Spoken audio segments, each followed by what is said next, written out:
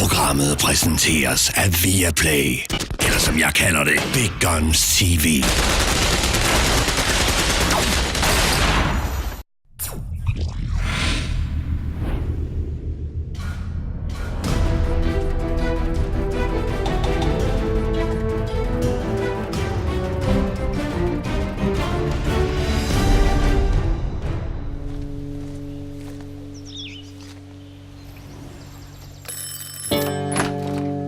Goedemiddag. Zou ik hier misschien even een bad kunnen nemen? Pardon? Borgman er uden tvivl en af årets mest besynderlige film, men besynderlig på den gode måde. Borgman er en nærmest hypnotisk, drømmeagtig affære, der til tider virker fuldkommen lige til, mens den andre gange er fuldkommen absurd, spækket med dramatiske twist, tvetydig symbolik og gådefulde karakterer, som er helt umulige at blive klog på. Hovedpersonen er den enigmatiske Camiel Borgman, en mand med åbenbart overnaturlige kræfter, som flytter ind hos en hollandsk familie, skaber en masse postyr og tilmed slår et par mennesker ihjel, alt imens både husets mor, far og børn tilsyneladende mister besindelsen. Selvom Borgman måske umiddelbart lyder lidt rodet og ugennemtænkt, så er det altså en uhyre stemningsfuld, flot og velspillet film, som er en fornøjelse at forsøge at afkode. I sommer var filmen til med i kapløbet om de Gyldne Palmer i Cannes, og forleden fik Danmark fornemt besøg af filmens hæderkronede instruktør, Alex van Warmerdam, som vi var så heldige at få lov til at chatte med. Og som det allerførste spurgte vi selvfølgelig ind til filmens noget særprægede struktur.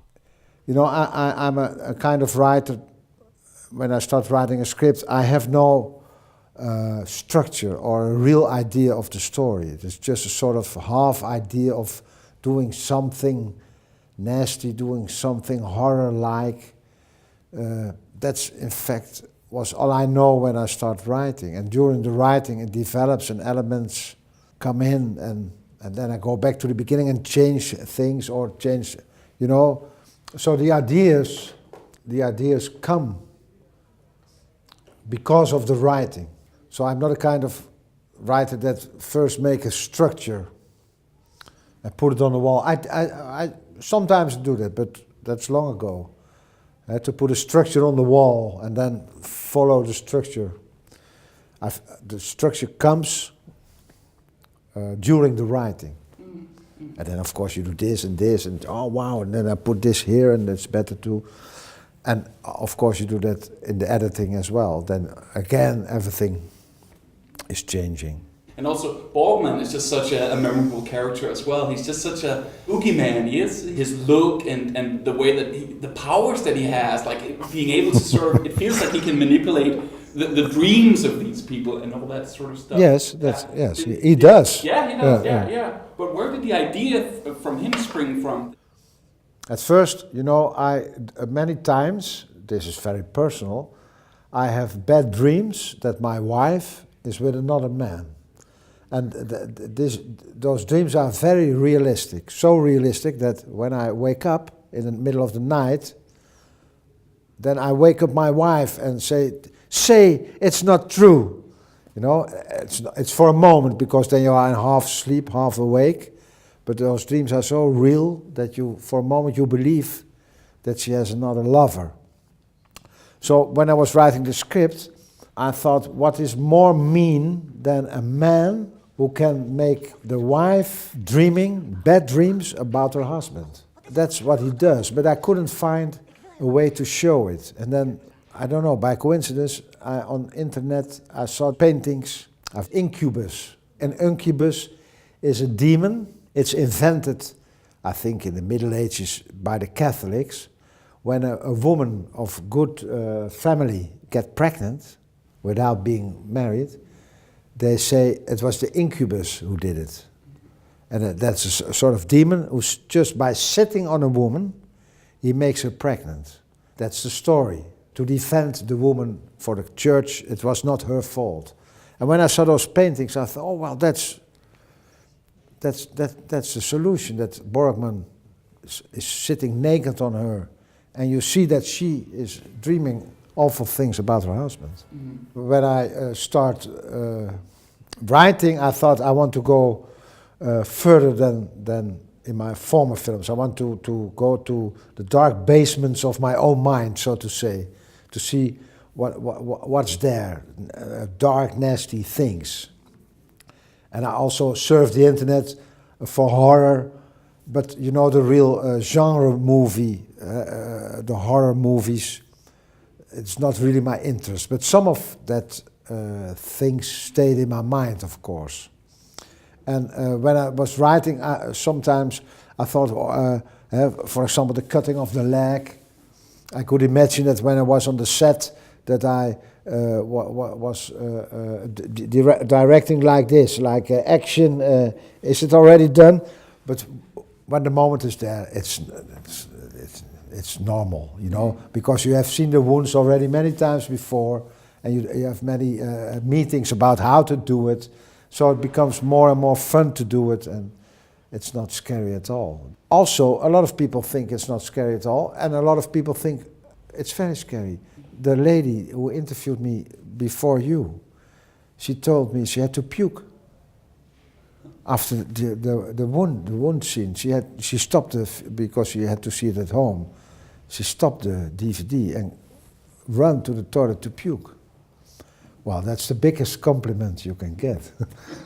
At the same time, it's scary. It's also uniquely, darkly funny. He's a very funny character as well, and also the absurdity of the whole thing sometimes is very humorous. I remember sometimes I was gasping and sometimes I was also laughing. Is that a difficult balancing act? Well, to be honest, I tried my best to take all the humor out, because in all my movies is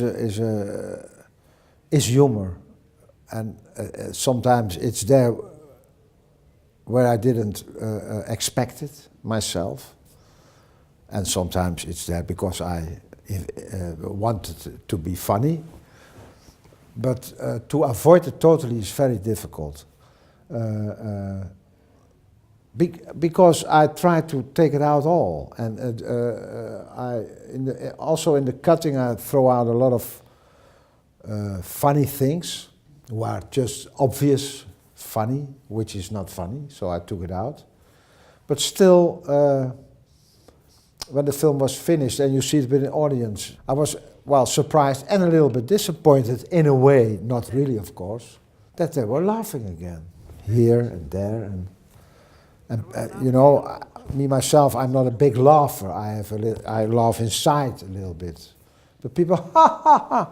So that was not what I meant. I wanted to be scary, but it's better when it's funny and scary at the same time. It's interesting to me the fact that it was the first Dutch movie in 40 years to actually be nominated for the Palmer. 38 years. 38 I think, years, yes. yeah.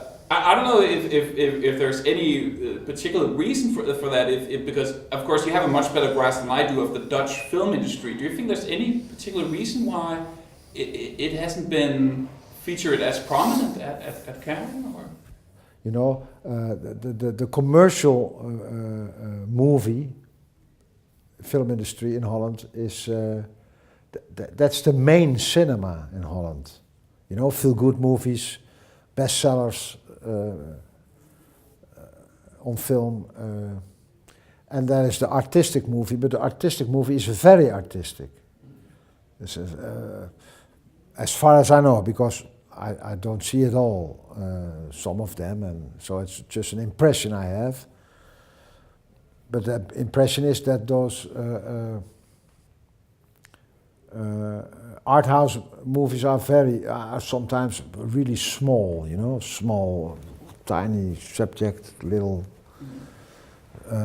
always a little bit depressing, you know. So that must be the reason, and also maybe a little bit bad luck, of course. Maybe there were films, but they were not in time or not seen, or I don't know. But I have to be honest, in my opinion, but you know, someone who makes films by himself is, you know, one composer don't like the other composer because he's a composer himself, and it's also with directors. They often don't like the movie of their colleagues. But I think the Dutch cinema is not a very interesting cinema, no. No. Husk, at du kan finde alle vores tidligere Filmz TV-udsendelser på Filmz under Filmz TV-fanebladet, og også på videovideo.dk, i iTunes og via vores gratis video-app.